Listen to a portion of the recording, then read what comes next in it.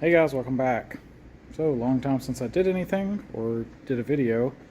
But we're going to try to get moving. We have been not building a cage for a very long time. So, we're going to try to get going on that. So, I'll show you where we're at. So, I've got these plates. These are form fitted to kind of curve and then follow the body and tie into this. This little sill piece is a pretty strong part of the car. So I wanted that to, bend and weld in. And I just did those by hand. Literally took a hammer and just clamped it in a vise, and it was a lot of work. But I bent those two. That's the only two I think I'm going to do. I was going to do these, and I tried to make one. I'll show you. These didn't turn out nearly as, they don't fit as good. Work, but probably not going to. So we'll see. But we don't actually have to have these front ones for an 8-point, so it's optional anyway. So yeah, there's our 4 plates back there. We're gonna have the 2 up here. This one's got to go a little more forward. Just haven't done it yet. And then in the back, there's gonna be these 2, and I think they're gonna go where you see. I could do the same thing, bend these and tie them into this. I would kind of prefer to, because that metal out here is not very strong, and this is. So it would be a better cage to do that, but it's the same problem. I don't have the right tools to bend this metal. It's very difficult. So probably just going to do it like that. I looked into it. It would cost a lot of money to buy the good tools, and I don't have a torch, and anyway. So, yeah, I could just, alright, try not to get off subject. So, roll cage. So I'll show you the tiny bit of progress we've made. And, let's see. Oh, let me go over something else that's important. So, here's the seat we're running. It's just an aluminum racing seat, Kirky. It doesn't have much of an angle. I'll kind of set this in the car and show you what I mean. Alright. Here's the seat. Let's see, we have a special... Uh-oh, what did I do with it? Alright, pause real quick. Hey guys, welcome back. So, long time since I did any videos or updates. Haven't really made much progress. Been doing a bunch of other stuff. But we're going to try to get back on the car. We got to get this cage knocked out. We've done some body work or chassis work or whatever. So, we got to keep going. So let me show you. We're about to get started on the cage. Or we are getting started. And I'll show you where we're at. So I got these plates. The inside ones are form fitted to the rails. There's one over there too. It's just hard to see. And a couple of front plates over there. There's the rear ones. They're just in front of the shock absorbers or coilover mounts, whatever you call those.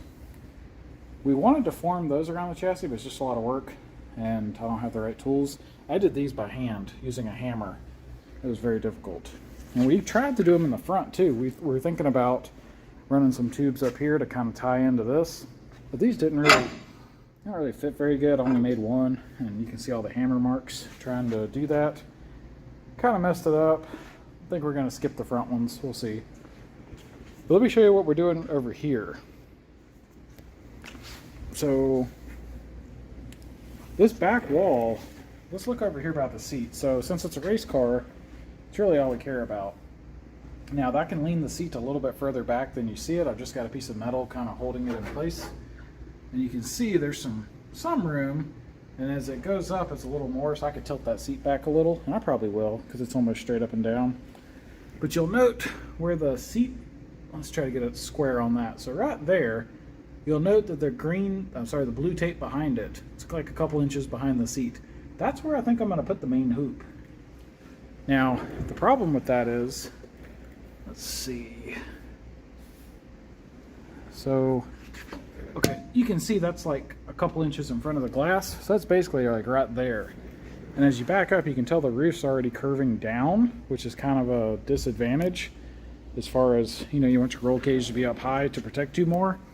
And the roof is already curving by the time you get to back here. It's definitely curving down. The problem is if I move it forward, I'm getting closer to putting it next to my head or above my head, and I definitely don't want that. The rules say you have to be behind, you got to do that. And if I keep moving it forward, it goes higher, which is awesome. But then we ran into the problem of the seat has to go forward. And that's the problem, is I start running out of space to drive this thing, or at least not comfortably drive it. And that does matter. And also egress, so getting out of the car and into the car, ingress, egress, whatever. So the seat's got like a big bolster and a wall there, and there's going to be a tube, which I know you can't see, but imagine somewhere here a tube going do like that. And I got to go around that tube, and the more the seat is forward, the more difficult it's going to be to get in and out of the car. And I'm a fairly big guy, 6 foot tall, and need to lose some weight. So it's going to be difficult getting in and out. We can take the wheel off, which will help, but still, definitely got to keep that in mind. So we're trying our best to come up with a cage that's actually going to, accommodate the driver. I put the seat here. I'll kind of show you. Move over here. Look at that little guy. All right. So we put the seat here to see, how far forward or backwards. And that little mark you can see there, if you slide the seat forward about a ½ inch, that's about as far forward as I can run it and still kind of be comfortable. If you go more than that, you really start having to bend your knees a lot to keep your foot over the pedal, which, I mean, you could do it, but I don't want to. That's not the way I want the car to be. So if we can skip that, we will. So we want it, basically, we're going to get the cage to follow this rear angle real tight, close to that, as close as we can, and still be able to fabricate it. And then our seat will be pushed as far back as it can be until it's almost touching the tube. And then the seat is going to have to go up a little bit so we can get lap belts and all that stuff in. And then we're going to tilt it back ever so slightly, like this way, tilt it back. And the goal will be to have that will be, close to the bar but not touching, and below the bar, and we'll have maximized the safety and the space for getting in and out of the car. You can kind of see this, don't remember, but I cut out and did the tunnel to give that some extra space. That was important. So yeah, kind of what we're doing. So to me, I'm kind of having a hard time getting started with this, and part of it is I don't know what to build or how to build it yet. Too many unknowns, and I'm one of those people that I'll do nothing if I don't know exactly what I should do. So that kind of annoying. But we did take one measurement. So that wall, oh yeah, let me show you this. So it's 23.4 degrees, but I bought this tool. This was only like $20 or $22 or something. It's amazing. I'm sure y'all have all probably seen one of these, but I haven't. But you can just swing this around. So basically you just line the two up straight like this. There's a calibrate button to zero it, and that's it. You can just move this, and it's not gravity. It's not like if you twist it this way or that way it changes. It actually does measure the angle, because I have other ones that are digital but they're just gravity based accelerometer. This actually does measure where you put it, and it seems to be pretty accurate, or it says it is, which is nice. So that's definitely going to help come in handy to plan this out. And basically this first tube, I think, let's see if I can get the camera angle right. So this first tube is going to come straight up this direction. We're not going to go left or right or whatever. We're going to go straight up, but we're going to be tilted and following this angle here, that 23 degrees or whatever. We're going to do that to a point, and then we're going to make another bend to basically bring it up vertical. Now the question that I'm not sure of yet is when we come back, if we're going to, maybe we can go straight up. Maybe we don't have to make a bend there. That would definitely make it simpler. So let me see if I can maybe sketch. I don't know if I can sketch this or not. Let's see. Sorry if this doesn't work out. But there's our plate. We're going to have a tube. It's going to go back like this at that angle, which I just overdrew. Then we're going to bend and go up like this. I think that's what we're going to try to do. And of course, this will be the correct angle, not what I just drew. 23.4. And then bend it and go straight up. And then once it goes up, you know, if you were looking at the front, so this is like a side view. If we look at the front view, it would go up, then it would bend and keep going up, then it would bend like this.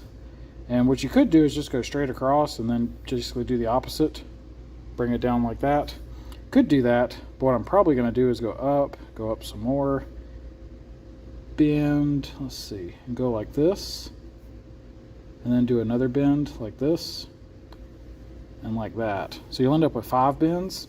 Now you could come in here and try to like contour this and make it really follow the roof.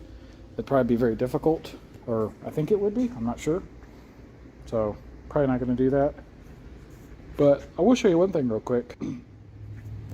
So check this out. So this is our tubing bender from Rogue Fabrication. They built it and we just had to assemble, like they weld it up, you just assemble it. But it's pretty sweet. We got the dies to do the bending. I don't think you can read it from here, but whatever it is. 6-inch center line radius. Yeah. So 6-inch radius on the bends. And then we got the, there's a couple of reasons I bought this bender over the others. One of them is the way this bends the tubes, the tubing bends up vertically. So some tube benders, you have to like bolt them to the floor, and then when you bend the tube, it like swings it, like imagine it swings it out around the shop like this.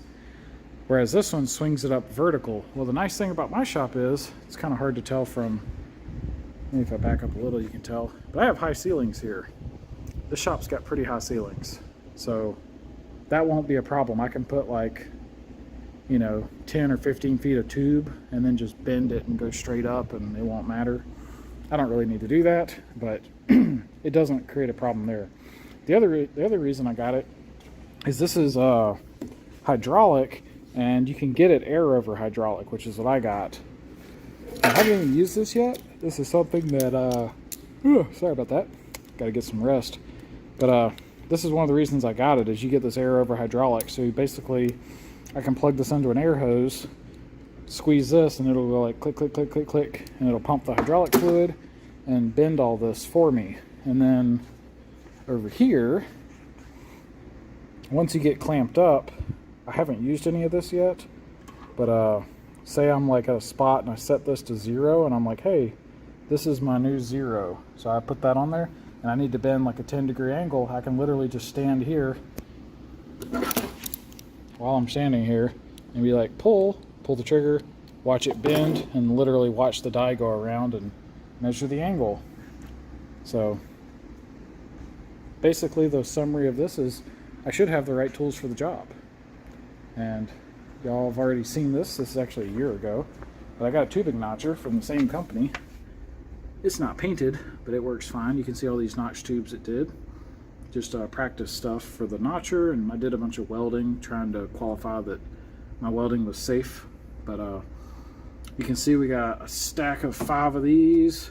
These are like Lennox hole saws, which are a pretty good brand. And then I got 3 from the company Rogue Fabrication. And then there's the one that is basically war slap out. But yeah, these are real long, so you can do like crazy angles, and that helps. These are just normal ones, but these are a lot cheaper. These are way more expensive than they should be. Anyway, enough rambling. We should have all the tools to build a cage. So I guess in this video we're not going to build a cage. We're just going to talk about it because I didn't realize how tired I am. I'm probably going to knock off soon. But our goal and our plan is we're going to not make excuses. We're going to come here tomorrow and we're actually going to get this going. So anyway, next video you guys will see actual tubes getting cut and bent. So, till next time, y'all take it easy.